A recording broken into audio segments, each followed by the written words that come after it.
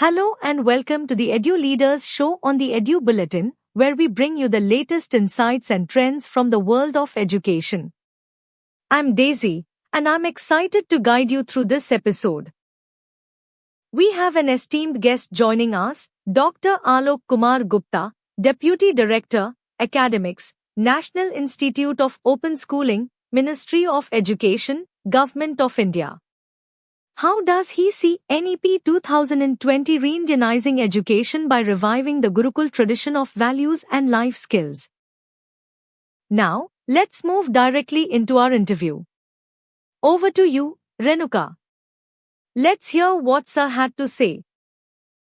Hello and welcome. Today we have a very special guest, Dr. Alok Kumar Gupta, Deputy Director Legal and Capacity Building NIOS Minister of Education, Government of India. Let's welcome him. Hello sir. Thank you, ma'am. कैसा feel कर रहे हो आप sir? I really feel privileged to attend this great event. Yeah. And I am really thankful to the organizers who invited me on this great occasion. Thanks to all of them. Thank you sir. We love to have you here. So sir, my first question for you would be, what is that one change in education you feel truly made a difference in recent years? First of all, your question is very genuine, and I really feel when a student build their academic career, they should also build their skill career. Without skill, nothing is impossible. Because we have more than 140 crore population in India, and everyone getting a job or going to a government sector or private sector is next to impossible. Right. So everyone should be more empowered. Means स्वाध्याय से आत्मनिर्भर बनना, ये हमारा लक्ष्य होना चाहिए कि हम जॉब सीकर की जगह जॉब एम्प्लॉयर बने. So this I think this idea will be the best for any academician. Either he or she should learner or academician only. Good sir, very well said. So sir, with that we'll move on to the next question. So sir, if you could reform one thing instantly in Indian education, what would you pick?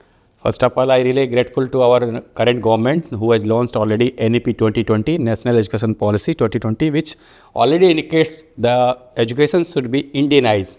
Whatever the old tradition system, Gurukul जो हमारी परंपरा थी, that is a really good one, because वहाँ पे जब भी बच्चे जाते थे तो वो सिर्फ एकेडमिकली नहीं बल्कि लाइफ के साथ जीना सीखते थे. लाइफ में हमारे क्या संघर्ष होने चाहिए, वो जीवन को हार के जीतना सीखते थे. अभी हम सिर्फ जीतना सीखते हैं. इन एनी केस यदि हम जीतने में कहीं असफल हो जाते हैं तो आप बहुत सारे मिस हैपनिंग सुनने को मिलता है आपके, चाहे राजस्थान का कोटा फैक्ट्री हो या व्हाटएवर कोई भी हो, उसमें ऐसे हमें घटनाएं सुनने को मिल जाती है. लेकिन गुरुकुल में ऐसा नहीं होता था. गुरुकुल हमें स्किल एजुकेशन देता था, साथ ही साथ ये सर्वे भवन्तु सुखिनः सर्वे सन्तु निरामया सर्वे भद्राणि पश्यन्तु मा कश्चित् दुःखभाग् भवेत्. तो ultimate goal should be the become a very happy man, not at the cost of your self और my self only, but the whole environment should be very happy. तो ये हमारा उस समय लक्ष्य हुआ करता था कि जब भी हम गुरुकुल से निकलें तो एक गुड ह्यूमन बीइंग बनने के साथ निकलें. और यही हमारा अल्टीमेट गोल है आज के डेट में कि जो हमारा नेशनल एजुकेशन पॉलिसी 2020 आया है उसमें हमने चीज़ों को यही इम्बाइब किया कि जो हमारे ओल्ड ट्रेडिशन थे उनको हम इम्बाइब करेंगे. जो मिथ थे उसको नहीं लेंगे, लेकिन जो फैक्ट्स थे, जो साइंटिफिकली प्रूव्ड थे, वो हम ले सकते हैं. बिल्कुल sir, very well sir. And with that will move on to the next question, which is what role do you think technology should ideally play in schools? This is also a very relevant question. हम सब जानते हैं, if you recall, in the ancient era, we have heard the name of Eklavya. Yeah. Eklavya itself depict the IT system.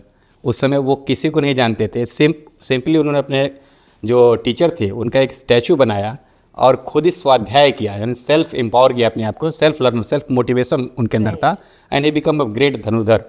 तो आप समझ सकते हैं कि इसी तरह जो IT का इंटरवेंशन हुआ, चाहे वो कोरोना काल की वजह से कह लीजिए या हमारा बढ़ता हुआ प्रौद्योगिकी सिस्टम कह लीजिए, उसमें कहीं ना कहीं हमें हेल्प करता है. और without technology we can not move ahead now this era only, क्योंकि साइंस एंड टेक्नोलॉजी में कहीं ना कहीं जो हमारे जितने इन्वेंशन हो रहे हैं, जो हमारे शोध हो रहे हैं, उसमें कहीं ना कहीं IT का बहुत बड़ा रोल है. और अब तो NEP ने भी रिकमेंड कर दिया है कि कम से कम 30 से 40% जो आपकी क्लासेस हैं वो IT सिस्टम के थ्रू लिया जाए, या तो वो PPT के माध्यम से लिया जाए या फिर जो है ऑनलाइन मीटिंग के माध्यम से, या जो भी उस तरह से कर सकते हैं. क्योंकि कभी अगर ऐसी फिर से कोई आपदा आती है लाइक कोरोना, तो वहाँ पे अगर हम ट्रेडिशनल केवल नॉलेज रखते हैं स्कूल सिस्टम यानी फिजिकल कंडीशन में अगर रहना सीखा है तो कहीं ना कहीं वो हमें पीछे कर सकता है। तो technology really thrills but kills also. तो हमें टेक्नोलॉजी उतना ही लेना है जितना हमें वो थ्रिल करे, क्योंकि आजकल हम देख रहे हैं कि बच्चे हों या पेरेंट्स या हम सब कहीं ना कहीं गैजेट्स में, इलेक्ट्रॉनिक गैजेट में इतना ज़्यादा इन्वॉल्व हो गए हैं कि वो टेक्नोलॉजी हमारे लिए हार्मफुल हो गई।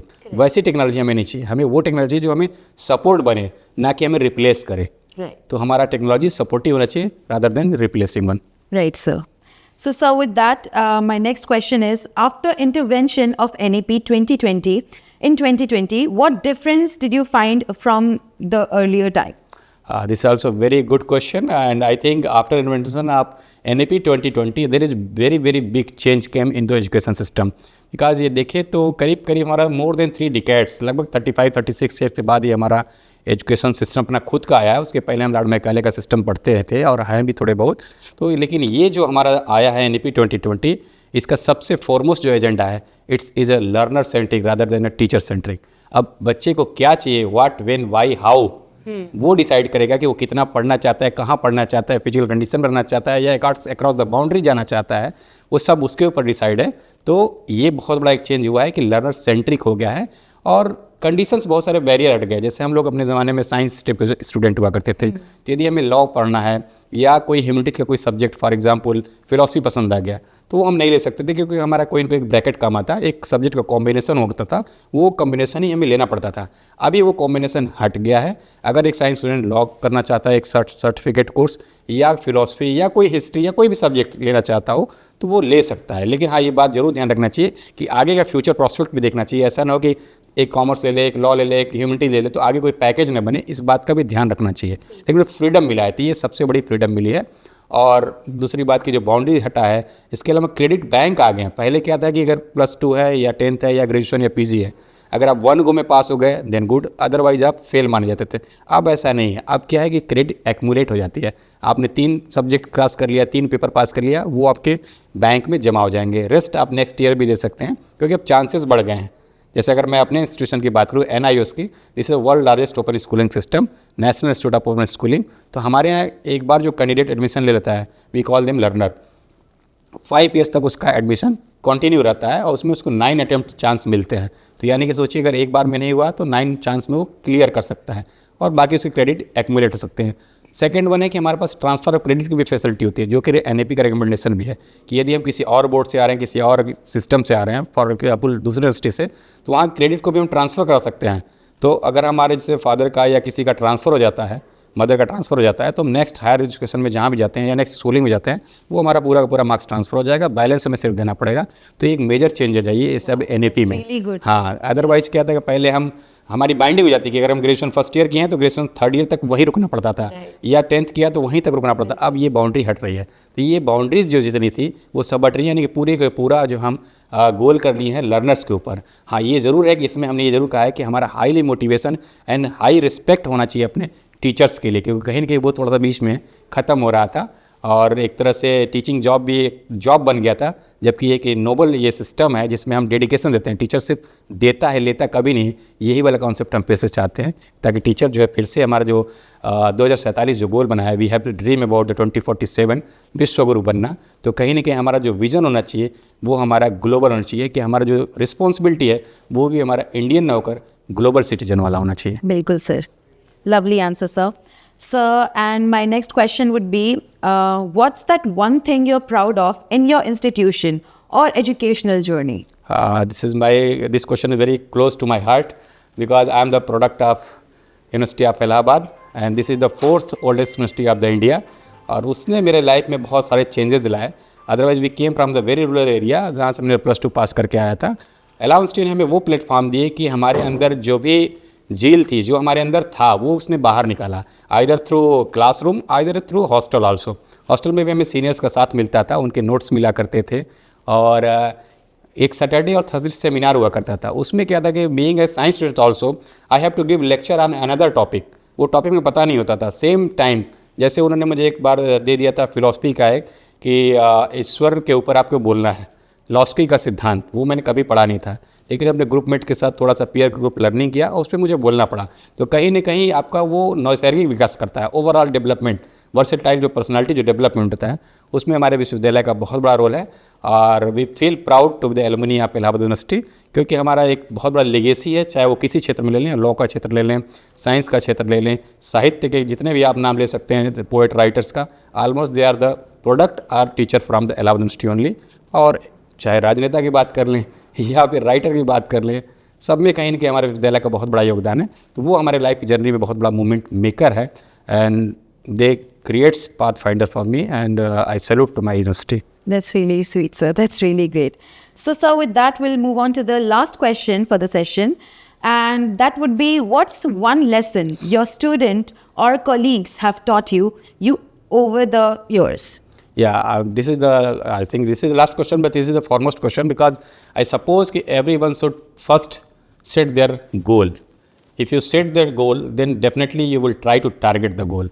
एंड हमारे विवेकानंदा ने पहले ही कहा था, जो हमारे ऋषि थे, उन्होंने कहा भी था कि आप अपने लक्ष्य को निर्धारित कीजिए और तब तक उसके लिए परेशान रहिए या सोइए मत जब तक कि आप उसको लक्ष्य को भेद न लीजिए। उसके लिए कहीं ना कहीं आपका सेल्फ मोटिवेशन होना ज़रूरी है, यानी आपने जो ड्रीम देख लिया है उसको पूरा करने का जज्बा होना चाहिए। और हमारे महान राष्ट्रपति कलाम साहब ने भी कहा था कि सपने वो नहीं जो आपको सोने दे, सपने वे हैं जो आपको सोने ना दें।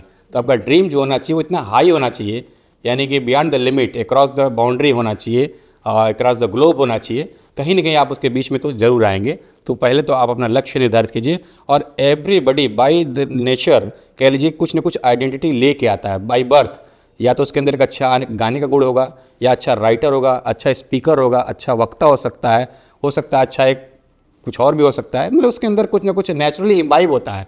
बस उसको पहचानने की ज़रूरत है और एक अच्छे रियल मेंटर की ज़रूरत है, रियल गुरु की ज़रूरत है, जो उसको पहचान कराए कि in this area if you do then you can give your 100% and you become great your self, then your family feel proud, then your society feel proud, after all your nation will become a great. तो ये theme हम लेकर चलेंगे, लेकिन कहीं ना कहीं हमारे मन में ये होना चाहिए कि नेशन फर्स्ट की जो भूमिका होनी चाहिए वो होना चाहिए। क्योंकि आप देखिए गवर्नमेंट ऑफ इंडिया या स्टेट गवर्नमेंट कह लें, कहीं ना कहीं जितना भी एजुकेशन सिस्टम है या हेल्थ है या जो भी सेक्टर है, कहीं ना कहीं आपको सब्सिडाइज रूप में आपको पे करती है। तो हम जितनी कीमत गवर्नमेंट से ले रहे हैं, एक सक्सेस नागरिक होने के बाद ये हमारी भूमिका होनी चाहिए कि after then we will repay to the nation. तो हमारा जो ड्रीम होना चाहिए, जो हमारा लक्ष्य होना चाहिए, तो अल्टीमेट गोल कि पहले देश फिर शेष वाली भूमिका होनी चाहिए। कहीं ना कहीं हमारे देश के बारे में हमेशा सोचना चाहिए। और हम अगर कंपेयर करें तो हम जब प्राउड फील करते हैं कि हम चाइना को देखें, जर्मनी को देखें, जापान को देखें, कोरिया को देखें, या यूएस या यूरोप कंट्रियों को देखें, तो उसके डेवलपमेंट में कहीं ना कहीं उनके नागरिकों का ही हाथ होता है। या क्लीननेस के ऊपर देखें कि बहुत सफाई हम फील करते हैं कि विदेश में जाते हैं बहुत साफ़ होता है, सड़कें साफ़ होती है, इन्वायरमेंट क्लीन है। ये AQI यहाँ पे हम 400 लेके चल रहे हैं, वहाँ AQI 50 लेके चल रहे हैं। तो कहीं ना कहीं इंडिविजुअल का उसमें बहुत बड़ा रोल होता है।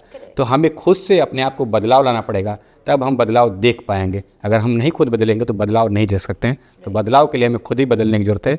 इस तरह का हमें सोच लेके चलना चाहिए, तब कोई भी देश महान बनता है। और 2047 का जो हमारा मिशन है उसमें ये छोटी छोटी बातें ही कहीं ना कहीं एक बड़ी भूमिका निभाएगी। तो मैं सबसे यही कहना चाहूँगा कि आप जब भी ड्रीम करिए तो वहाँ पहले अपने देश को ज़रूर रखिए, ताकि हमारा देश महान बने। और इसलिए आपको एकदम ध्येय वाक्य रखना चाहिए कि पहले देश फिर शेष। Right, sir. Thank you so much, sir. Wow, what a session. Thank you so much for sharing your insightful knowledge with us. Thank you so much, sir. Thank you. एक लाइन और मैं कहूँगा कि एक छोटा सा कोट कहूँगा बिल्कुल। कि life is an ice cream, before melt, taste it and digest it. Thank you. Thank you, sir. Thank you so much. Thank you for joining us for this enlightening discussion. We hope you found it as insightful and inspiring as we did. Save the number 721707010 and send "Hi" on WhatsApp to receive daily educational news updates and inspiring interviews from the Edu Bulletin.